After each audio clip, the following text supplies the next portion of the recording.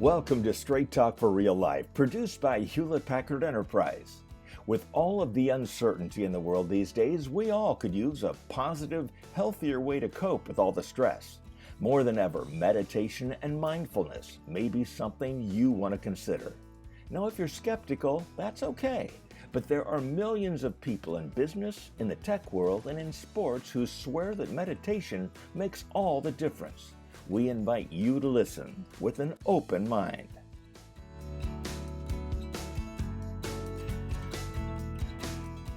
Hi again, and welcome to Straight Talk for Real Life. I'm Bob Peacock. I don't need to tell you that stress is at an all-time high these days. If it's not the health crisis, then it might be financial uncertainty or pressures from home or at work. Too often, many of us have those little voices in our head telling us that we're not smart enough, or that we're going to get sick, or we're never good enough. And those voices are usually so focused on the past or the future that it causes us to miss the present. And that all adds up to a heavy dose of anxiety. Especially in times like these, we need practical, healthy ways to deal with stress, anxiety, and fear. There's never been a better time to consider mindfulness and meditation. With me on the phone is Dr. Megan Jones-Bell, Chief Science Officer for Headspace, a company that has developed the world's most popular meditation app with more than 62 million users in 190 countries and more than 2 million premium members. Headspace makes learning and practicing meditation easy, and it's free to HPE employees. Welcome, Megan. It's so great to have you here today. Thanks so much for having me. I know that many people practice mindfulness and meditation, and others have lots of questions, so we're going to try to answer those questions in today's episode. What are mindfulness and meditation? Is there a difference? There is a difference, and it's really important to clarify this for people given, in our popular culture, they tend to be used interchangeably. We like to think of meditation as being the formal practice of learning how to direct your attention to the present moment. Meditation is really this more deliberate, intentional practice of the non-judgmental present moment awareness, which ideally is accompanied by a sense of compassion both for yourself and others. Mindfulness is really how we generalize that to the rest of our experiences throughout the rest of our days. And so you can have mindfulness and mindful approaches to things like social interactions, to going for a walk, to eating. Mindfulness is really how we generalize that and learn how to bring that kind of compassionate present moment awareness to everything else we do throughout the day. So, is one more effective than the other, mindfulness or meditation? Well, you can think of, I think a great analogy for people is to think about strength training. So I might intentionally do exercises that help, train the muscles in my body, but then I'm going to go out and lift my toddler and actually put them to use. So that formal training is really what meditation is about. It's, ideally doing that with guidance at first so that you're learning how to apply the different techniques effectively. But then you want to go out in the rest of your life and actually put it to use in more of a functional way. There's no right or wrong way to incorporate mindfulness into your life. Many people find that when they have a regular meditation practice, we've done a lot of research showing that even 10 minutes is effective, that it's much more easy for you to apply mindfulness to the other aspects of your life. You can certainly approach this through layering mindfulness onto other existing routines that you have. So, for example, if somebody feels like sitting down, closing your eyes, and listening to a guided meditation is just like too far from where they are right now, It could be a great way to start by we all go for walks or runs, or we all go to bed at night. You can layer mindfulness onto some of those other routines that might give you a sense of kind of conceptually, what is different about a mindful approach to this thing that I already do most days. can help you understand what the benefits of this practice are. And perhaps that inspires you to actually sit down and close your eyes and do a formal meditation. Or perhaps you decide to stay with mindful activities. I think one is not necessarily better than another. You certainly get the benefits of meditation faster if you're doing a formal meditation practice, because you simply get that dose of effect more quickly. You mentioned the benefits of meditation and mindfulness. What are those benefits? Well, one of the most robust benefits that we see associated with a meditation practice specifically is a reduction in stress, increased resilience to stress. When you are doing a meditation exercise, in the moment, activating your body's natural relaxation response. And so there is an immediate kind of calming effect that a meditation can have. Part of that is explained by simply controlling your breath and having a more regular rhythm to your breathing. That's further explained. So some of these additional benefits that we see above relaxation exercises is that meditation is actually helping decrease your reactivity to negative emotions and to stress.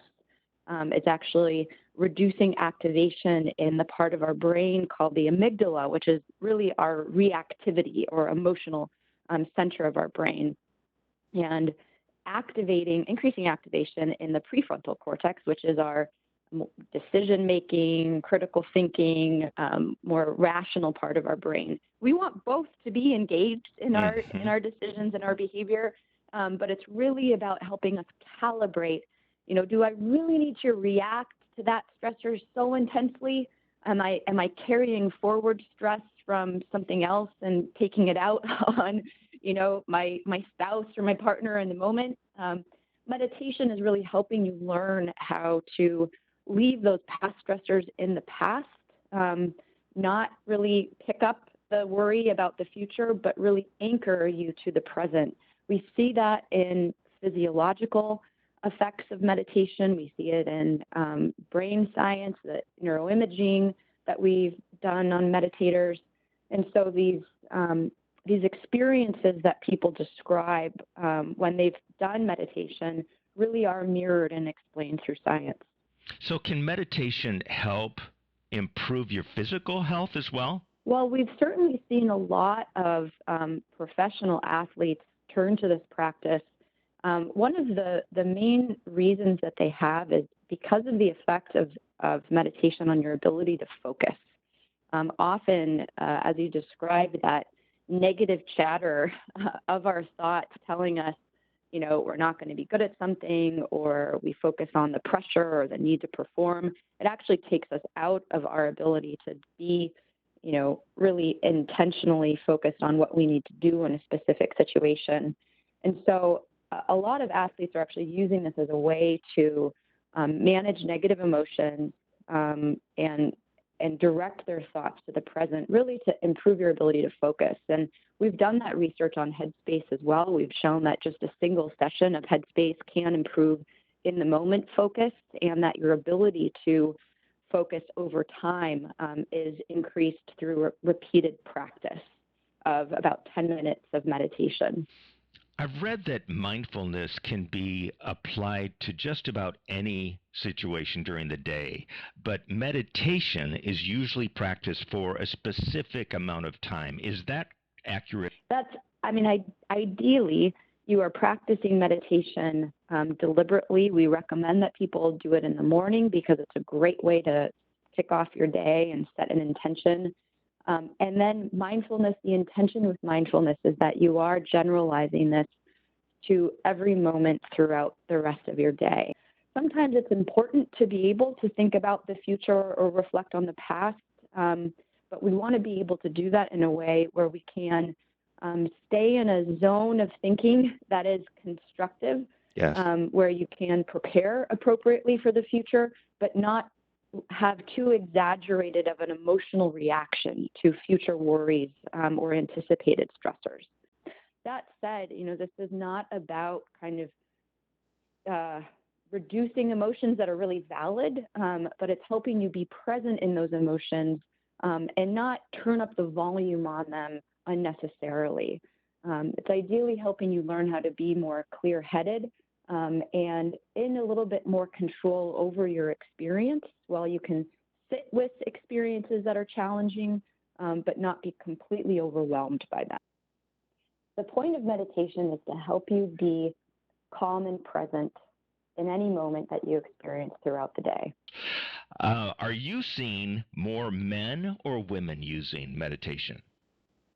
We actually see both. This is an interesting finding, in fact, that we do skew slightly more female, but are nearly 50-50 in terms of members of Headspace and users of our product, which really goes to show that, you know, this is something that is fairly universally accessible and relevant. I do think that part of that is having a brand that is more approachable and is not, and is fairly balanced in terms of gender perception. So let's talk about Headspace. It's become one of the most popular meditation apps out there. How does it work? Is it for everybody, you know, all different levels, beginners as well as those who have been meditating for years? Yeah, Headspace has gotten a lot of positive feedback about how well we support beginners and those new to the practice of meditation. And part of that is the experience of onboarding into the app itself. When you get started, you're asked to choose different problem areas or opportunity areas that you want to work on. So really, you know, taking a moment to reflect on what are you looking for help with when you come to Headspace, and really what is the intention behind your desire to learn and apply meditation and mindfulness to your life. After that, you're actually encouraged to start with our Basics Level 1 course, which is really designed to be support for people completely new to meditation. You can skip that. And so we have, you know, over thousands and thousands of hours of guided meditation content, as well as mindful activities for people to do in the app. And what we have members who have been with us for more than 4 years and use the app on a daily basis. We actually have new meditations every day, as well as new kind of wake-up videos that are, you know, inspiration around how you apply mindfulness to your day. That changes dynamically every 24 hours. So there's always something new for people to do in the app if they are really experienced.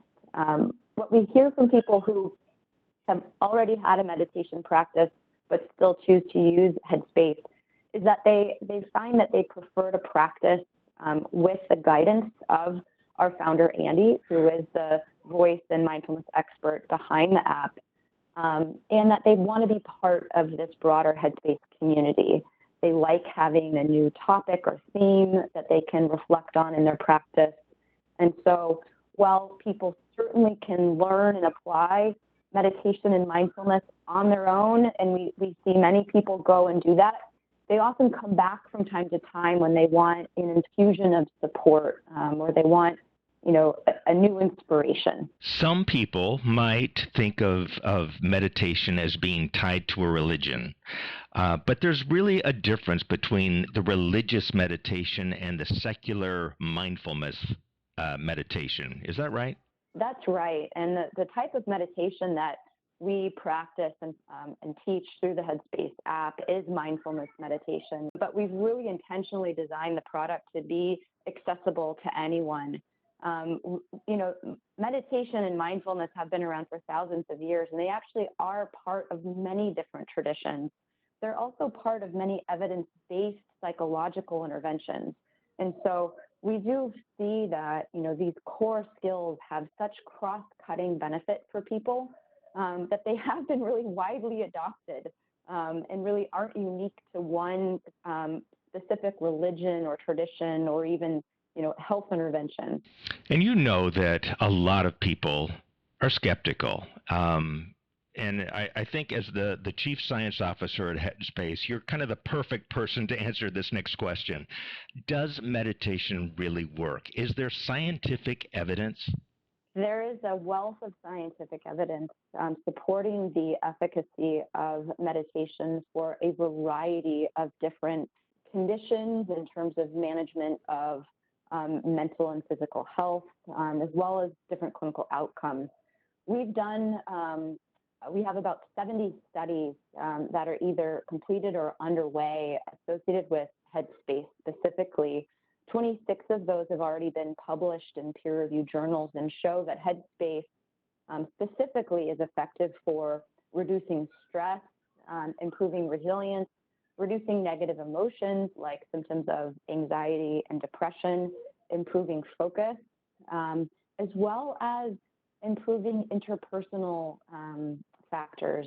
We've done a few really interesting social psychology experiments where we've seen that people who used Headspace for 3 weeks for about 10 minutes a day were less likely to be aggressive when provoked, meaning they were less reactive to provocation.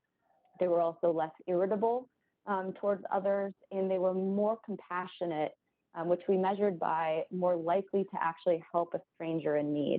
We're actually doing a brain imaging study that's wrapping up right now at Carnegie Mellon, where they are looking at the stress buffering effect associated with Headspace over a several month period of time.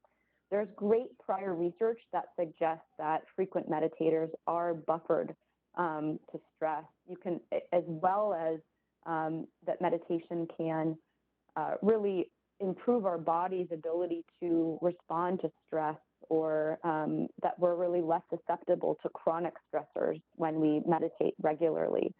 In a treatment capacity, the dose of meditation, as well as what you complement your meditation practice with, would need to be increased. So when we've done studies of using Headspace with people suffering from depression or suffering from more clinical levels of insomnia or anxiety, our intervention changes. It's all possible to do within the current Headspace app, but usually a little bit more guidance is needed. We tend to recommend increasing the dose of meditation up to about 20 minutes a day, as well as engaging in other behavioral skills.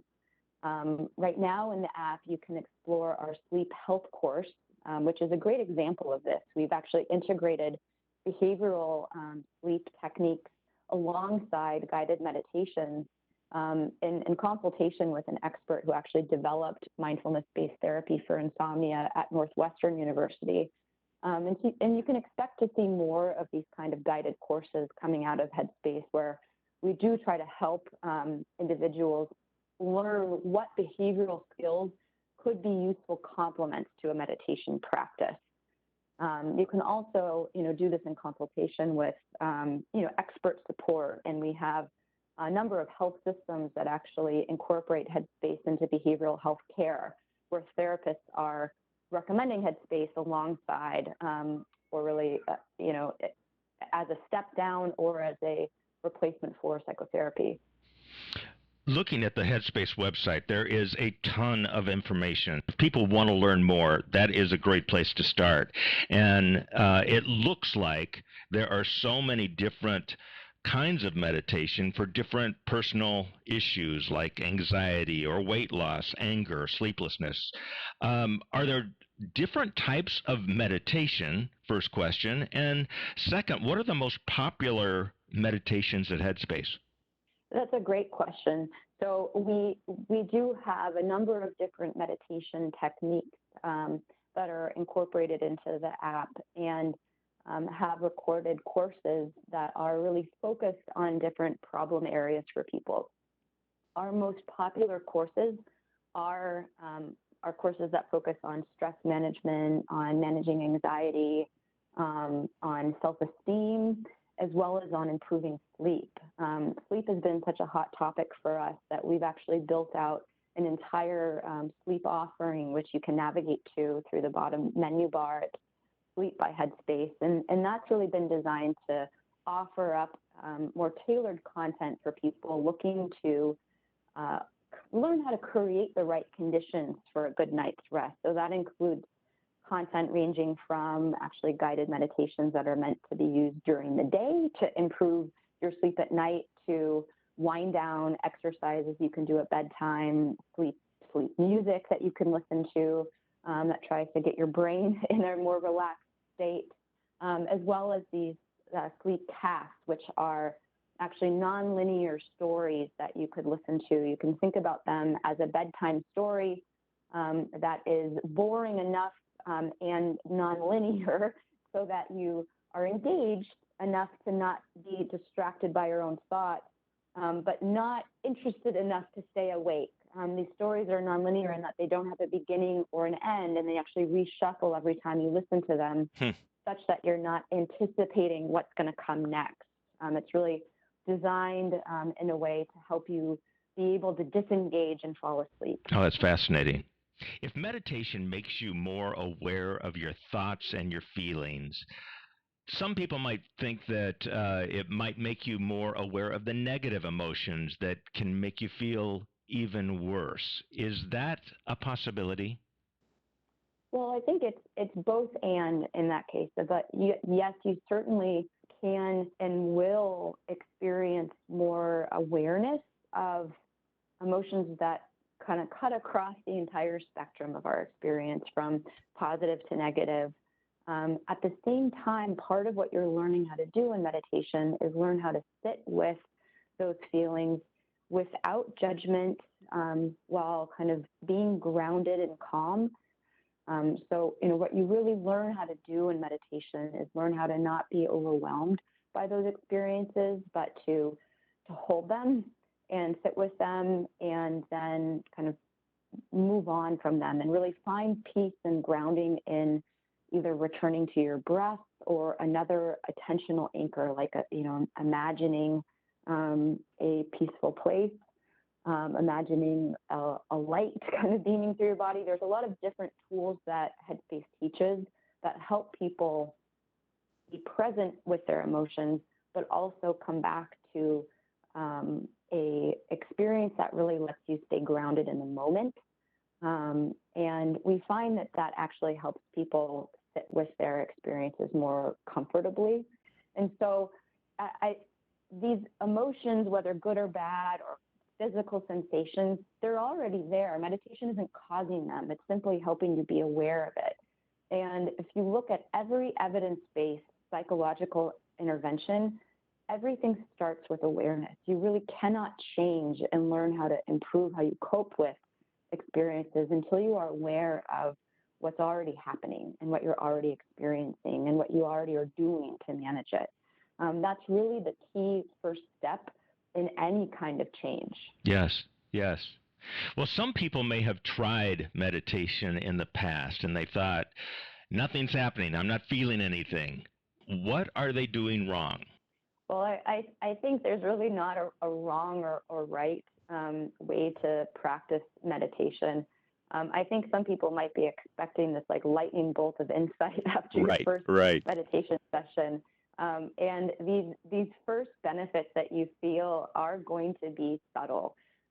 It's going to build up over time. We do expect that after about 10 days, you've experienced a meaningful reduction in your stress level. But what you'll start, you may not notice anything in the moment of practice.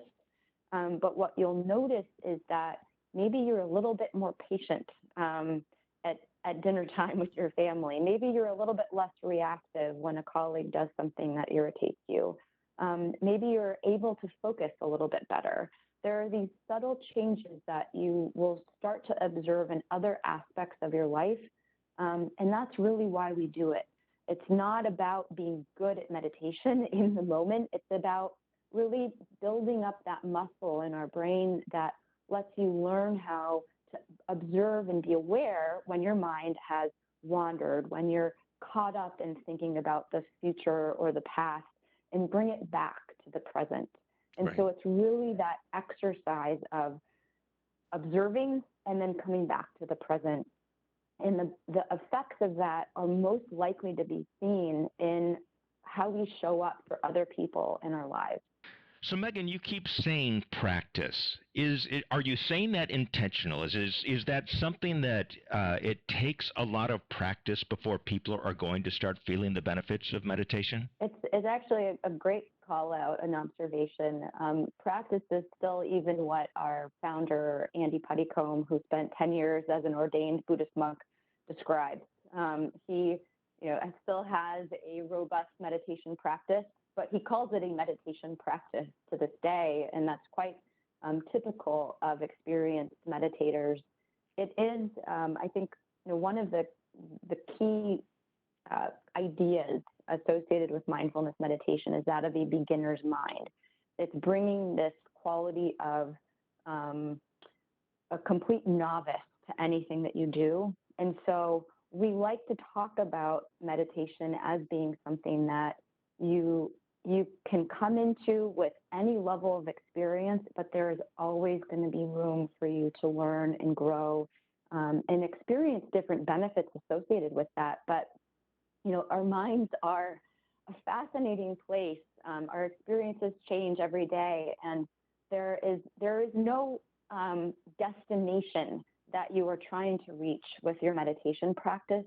It is really, and that's why we do use that word over and over again, because the benefits are associated with that commitment to this ongoing and repeated exercise of these skills. And I think when you approach it with what we call a beginner's mind, which is really just a fresh attitude, not expecting something specific to happen, not being evaluative of yourself. That's where we talk about self-compassion. It's not that you had a good or bad meditation session. It just simply was, whatever it was. It might be that your thoughts wandered, that you were thinking more about your shopping list or the emails that you need to respond to. But you are simply training yourself in that awareness. And practice is really what it will always remain.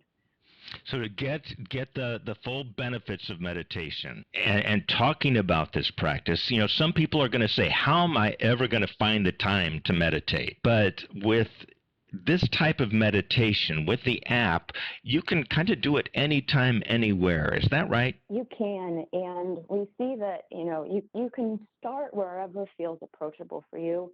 As a behavioral scientist, I strongly encourage you to set achievable goals, actually, feeling a sense of self-efficacy where you can set a goal, accomplish it, and build on it over time is much more effective for establishing a new routine. I'd also really encourage people to layer on mindfulness to something that you already do. Headspace has a variety of content that applies mindfulness to our everyday things like cleaning the house or cooking or eating. And so I think it can be helpful for people to start with that, just to experience what's different about a mindful approach to those activities. And, just like you think about how the benefits of running are going to be amortized over time, or the benefits of going for a walk every day and getting those 10,000 steps in, it never ends in terms of your body needs those walks to continue really in perpetuity for those Right. health benefits to continue. Meditation is no different than that. You certainly, if you're using it as a acute intervention, meaning you're feeling really anxious and you need to get through that, you certainly could use meditation more intensively for a period of time. But then we really encourage people to maintain a regular practice so that you can get those preventative benefits as well. Do you practice meditation once a day, twice a day, 3 times a day, more? It's a great question. I find that actually building up to a longer duration of practice is more helpful than kind of shorter doses throughout the day. We do have a daily meditation for all of our Headspace team at 10:05 every morning. And so I'm usually doing a meditation solo first thing in the morning, but then I always join our all-company meditation, which is about 10 minutes long. That's been really supportive, and on those days when I miss my morning meditation, it's really helpful to have the permission and accountability of showing up for our company meditation. So, in your opinion, is meditation for everyone? I think it's certainly relevant for everyone, and it could be helpful to everyone. I don't like to present meditation as a panacea, but it does help really empower you to be aware of the way that you think, the way that you behave, the way that you experience emotions. And whatever you choose to do with that thereafter, awareness is a really helpful place to start. Are there any plans to introduce new languages at Headspace? There are. We've been committed to expanding global accessibility to our product. Headspace is currently available in English, French, German, Spanish, Brazilian Portuguese, and we have many other languages coming along shortly. Oh, that's terrific. Is it okay for children to use mindfulness and meditation as well? Children implicitly understand meditation and mindfulness. It's really appropriate for them. Mindfulness is being used quite broadly in schools around the world, really to help kids early on develop healthy emotional regulation skills. There are ways that you can adapt this practice to be relevant really across all ages. We use it in my son's preschool. He's able to do some of these, really short mindfulness practices. Having visited many of the schools where we've implemented Headspace, it's just amazing to hear these kids talk about how it helps them, manage when they feel overwhelmed because of the homework that they have to do that night, that they take a break and use Headspace, and it really helps them focus and feel calmer. They use it often before exams, coming back in after recess as a way to resettle. And they all say, oh, my mom or my grandma really need to use this. So, in closing, we started off by saying there's just so much anxiety in the world these days. What do you want people to understand about meditation and how Headspace can help you get started? The main thing I'd like to leave people with is that this is designed to be a empowering tool that really helps give you a new way of looking at your experiences. It can be effective in just 10 minutes a day after a couple of weeks, and really has cross-cutting benefit because of the way that meditation is changing your body and your brain. It can help you sleep better, improve your focus, reduce your stress. It really is designed to be something that helps us show up as our best selves. Boy, there's never a better time. Thanks so much, Megan. My pleasure. Even if you're not quite a believer in the power of meditation, you can't argue with the fact that there are many successful business leaders, tech world leaders, athletes, and Olympians who practice mindfulness and meditation every day. And as we've said today, it can help you respond to what's happening in the world instead of reacting blindly. In today's world, respond, not react, is a life-changing proposition that has many applications in the workplace and in life, which is why we're talking about it today. One easy way that HPE employees worldwide can learn more about meditation and give it a try is by signing up for Headspace. It's absolutely free, compliments of HPE. Joining is simple. HPE employees received an email that included a link and instructions. Or you can find a link on the HPE Global Wellness page on HPE Insider for employees outside the U.S. and on the HPE Wellness site for U.S. employees. HPE is pleased to offer free Headspace subscriptions to all team members, so we hope you take advantage of it and give meditation and mindfulness a try. As always, there are many great free resources at HPE for coping with stress and anxiety. For employees in the U.S., look for those resources on HPE Wellness, and outside the U.S. on the Global Wellness page. We hope this episode's been helpful. Once again, our thanks to Megan Jones-Bell, the Chief Science Officer at Headspace. Until next time, take care of yourself, take care of others, and stay safe. Let's talk again soon.